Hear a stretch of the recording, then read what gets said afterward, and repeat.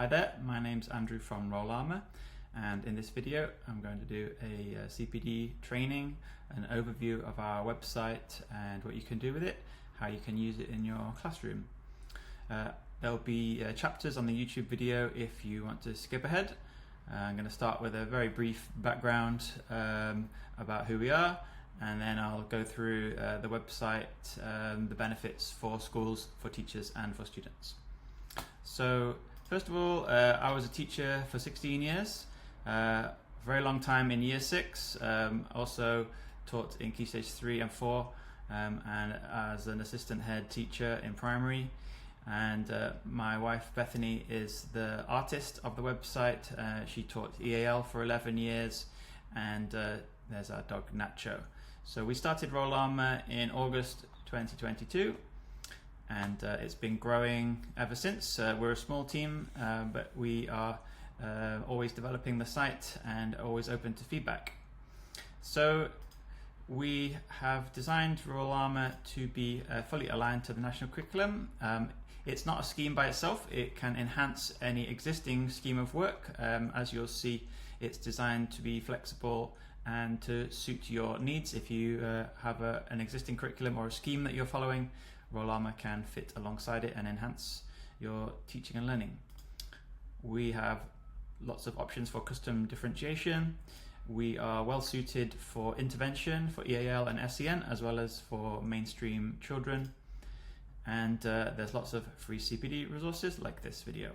There's plenty more besides. For teachers, it's very easy to set up your class in 30 seconds. I'll demonstrate that shortly. And we have lots of self-marking assignments. So this is all about reducing workload. We have custom assessments too, again, self-marking, and classroom tools for starters and plenaries, as well as lots of independent games that you can set for the children. We've got a whole range of Year 6 SATs prep resources if that's something you're interested in. And the benefits for students are the topic of the next section of the video. So Rollama is a website. There's no installation like an app. The children will have an individual login which they can use to access the website on any device, tablet, laptop or mobile. And we've got a range of games. Here's an example. We've got here 12 of our games in total. There's over 20 now, and growing all the time, and these are different game modes, and I'll demonstrate some of them now. So firstly, Rollama is a case of adding punctuation to a sentence, in this case missing speech marks, and the game will automatically instantly feedback to the children if they get the answer right or wrong. They just click in the space and then click submit. So we've got matching games, for instance, in this case, irregular past tenses. So students are trying to match up the pairs of past tense verbs and present tense verbs, as many as they can find in 60 seconds. We've got lots of multiple choice quiz games, in this case homophones, and clicking the correct homophone to complete the sentence. Again, a short game around 2 minutes long, and the children are trying to get a chain of correct answers in a row. And there's plenty more besides. So here's some examples of tricky trios, Rollama, bug fix, and our egg game. And with all of them, we are led by the content, so we choose the game mode that best suits the content, while keeping it very focused. All of the games are designed to be replayable and last between 1 and 2 minutes, so it can be a very focused session if you want students to use Rollama in the classroom. We have designed it that their time is very well spent and efficient, and then there's no distractions around like wasting time with the games. So every game page has got a teacher tip, which is a custom-made poster, like a one-page, one-screen reminder of the learning objective. So this is not a lesson in itself, but is a little reminder for the children if they're not too sure, and so they can use this to jog their memory. This is on every single page, and every page has also got 3 difficulty levels. So we've very roughly tried to design the levels with an age range in mind. So we've got bronze, silver and gold, and so bronze level is aimed at Key Stage 1, lower Key Stage 2, but also if you have children that are working towards the standard in older year groups, bronze may be appropriate. Silver level is for expected level children in upper Key Stage 2 and Key Stage 3, and then gold level is kind of greater depth, stretch and challenge for maybe the very top of Key Stage 2 and for Key Stage 3 and beyond. So depending on English proficiency and the children's current level, that's how they can choose. You can set as a teacher what difficulty level you want them to play, or they can choose for themselves. So we are designed for whole school, not just for SATs. You may decide that some of the content is too tricky for Key Stage 1. Maybe the interface is a little bit too fiddly for them, but certainly year 3 and up should find no problems. We were kind of inspired by Times Table Rockstars in terms of gamifying the English curriculum. So if children are familiar with having a login and perhaps on Numbots as well, so if Key Stage 1 children are familiar with that, then hopefully Rollama is accessible to them as well. You can, as a teacher, you can assign the games depending on the year group and where it falls in the national curriculum as well, which I'll demonstrate later. So some websites have game content which is like designed as a video game first, with lots of action and then some multiple choice questions included on top. That's not what we're about. We design starting from the learning content, and then we've designed very lean, focused games around how best children can practice that learning content. And then we've got some things around the outside which provide structure, motivation, which I'll show shortly. So for instance, when students log in, they have, when students log in, their dashboard looks a bit like this. These are called quests. Each quest has between 8 and 9 games, and on each one there's a target score, which if children achieve that score, they can earn a medal, gold, silver, bronze, and if they achieve all the medals in that quest, then they earn a trophy. So we've tried to structure the content. We've got over 400 games, and we've attempted to organize the curriculum into different categories to try and make it manageable, and within each category there's a range of different game modes and different types of content, which we think we find is motivating. We get lots of nice feedback from children that are trying to earn medals and trophies. Their trophies can also be displayed in their achievements page. There's also stats around their number of days that they've played consecutively, how many coins they've earned, and so forth. Each game also has a leaderboard. If your class are motivated by trying to compete against each other, the children can view their score versus others in their class, in the whole school, and in the rest of the world.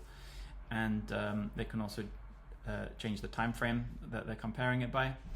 So if your children are motivated by competition, there's a little button at the end of the game they can click to open the global leaderboard. For EAL students, as an intervention, we have a range of, we call them EAL pathways. You can choose when you are setting up your class. You can specify the home language of each of your students, and that will give them a bespoke list of practice games to suit their home language. For example, in Korean, there's no capital letters, so that's a particular difficulty for Korean first language speakers learning English. So capital letter games are there. and a bunch of others which are appropriate extra practice for people coming from that home language.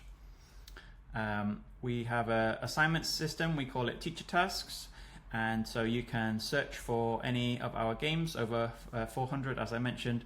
You can do a text search looking for the objective, and then after you choose your games, you can assign them to children with a deadline and a goal, whether it's to earn a medal or play a certain number of times. And for the students, it appears in their dashboard like this. It'll tell them you have a teacher task, and they're all displayed here.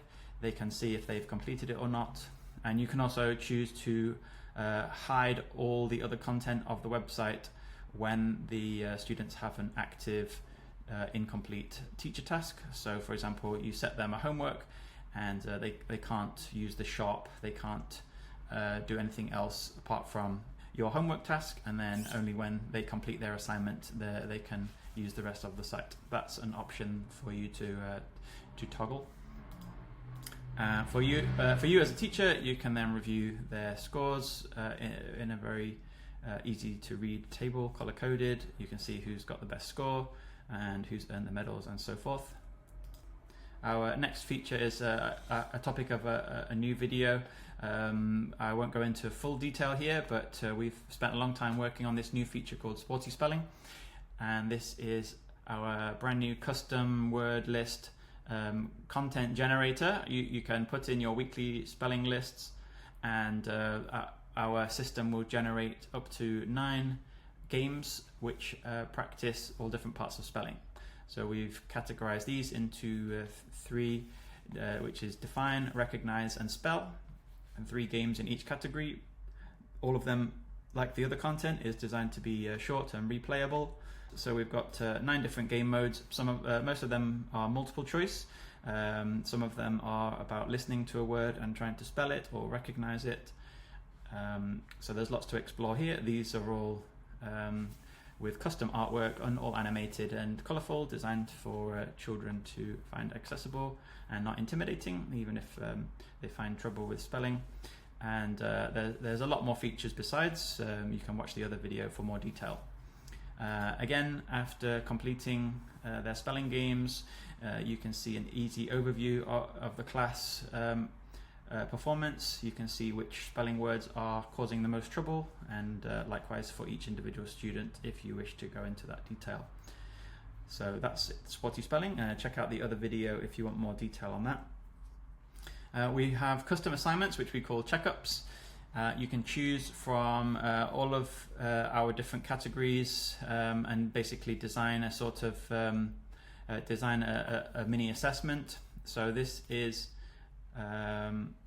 designed using the content from the rest of our games, but it's very stripped down without the visuals, designed to just focus the children on the learning content. In this case, finding the missing apostrophes. So you can choose all the different objectives you want to include in the assessment, what level you want the questions to be, and again, like with Sporty Spelling, the results are easy for you to see at a glance. It's all color coded. You can sort each of the columns here are the different objectives that were chosen, and you can see how the children have performed as a percentage, and see where they're struggling and where you might need to do some intervention. We have another feature for motivation which we call Gold Rush. So Gold Rush is a game which basically tallies all of the coins that children earn in the games that they play, and you can make it into a team competition, whether that's by year group, by form, boys versus girls, or any other groups that you want to include. And you set a deadline, and within that time frame, all of the coins that they earn when they're playing the games regularly are counted towards the Gold Rush, and you can see a breakdown here of who has been earning the most coins for their team. For you as a teacher, when you log in, you can see a simple overview. We call it the Roll of Honor. In the past 7 days, who's been earning the most medals and who's been practicing the most. So this is your homepage when you first log in, and you can reward students here. You see 2 buttons, the personalized certificates and blank certificates if you want to celebrate student achievement in your class or in an assembly, for example. And we've got lots of different ways to do that. So blank certificates like this, or we have personalized ones which include the student's avatar as well. And lots of schools are already using these to celebrate student achievement in their school. So we've had lots of nice feedback. The kids really get into having their own avatar. I didn't mention that before, but they have an avatar and they can purchase things from the shop based on by earning coins in the games. And we've had lots of nice feedback from children get really engaged with our system, and they're proud of their progress, that they are earning medals and trophies and so forth. So that is a brief overview of the student side. I'll go on to talk about some of the in-class tools that we've got, but before I do that, I'll just quickly demonstrate how it looks for a teacher. So this is our website, and then you can come over here to create a new class. You can fill in your class name and copy and paste your student list from your register, as many as you need. Create the new class, and then very quickly it will generate all of the passwords, and from that you can generate the login labels. So I'll just click through for now, and brings you to here. You can print student login labels, which are for their planner or wherever you want to keep them. It includes all the details that they need to log in, and here you can specify their home language. For example, edit a student like this, you can fill in their home language. You can give them a score boost if they are SEN student and they need a bit of extra help to achieve the medal targets. You can give them a score boost over here. If you want to do boys versus girls competition, you can specify here pastoral group and so on. So over here we've got the teacher tasks I was demonstrating before. So you can scroll through all of the different games here, or you can just search in the box here, homophones, and it will show you our various games. You can also filter by year group. So if I want to look for year 3 games, for example, so it's filtered out everything that's not a year 3 objective, and I can have a look down again, and I can also select multiple tasks if I want to. If I want to ask my children to do all of those, you can tick the box there and then set them as one big task. You can also set it for multiple classes. If you're a year leader, for example, you can highlight several classes up here and confirm it for them. You can also move the quests around if you want them to focus on something more than something else. You can change the order by dragging them. You can also hide them if you think it's not suitable for your class or they don't need to practice that thing. That's on the edit mode there. Okay, I'll demonstrate this one live. So we've got firstly roll call. This one is designed for in-class practice. So you can choose from one of our objectives. I better just demonstrate here. So we've got all of our, or nearly all of our objectives here.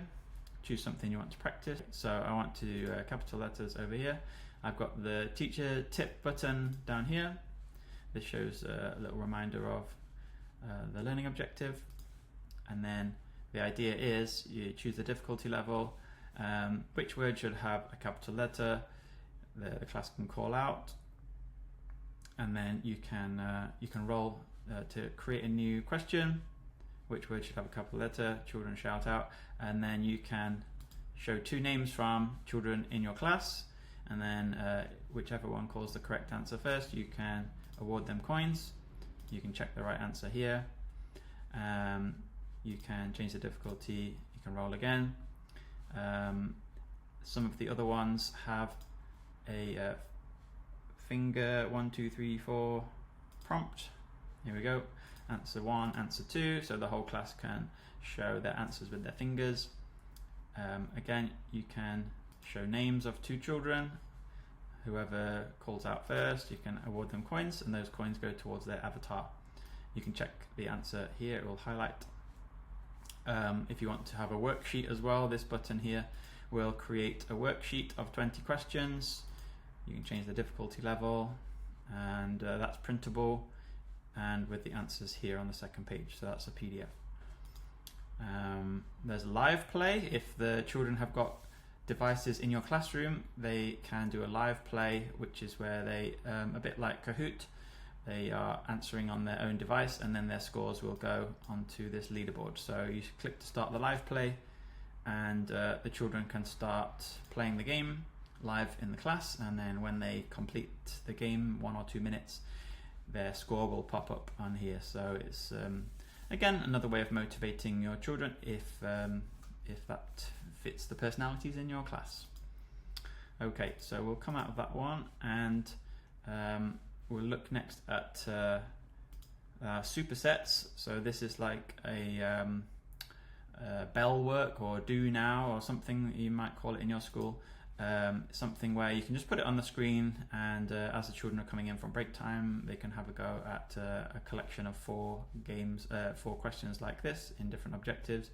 You can roll for a new set of questions, and you can click check when you're ready to show the answers and roll for a new set. So that's for a few of our different games collected here in supersets. Okay, I will end with a quick explanation if anyone's not too sure where our name comes from. So we based it around llamas because it's a fun animal, and who doesn't like llamas?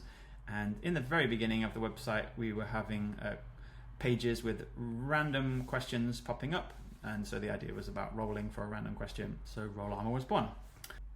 We've got a help center full of articles to find different walkthroughs and guidance, or you have different ways of contacting us through here.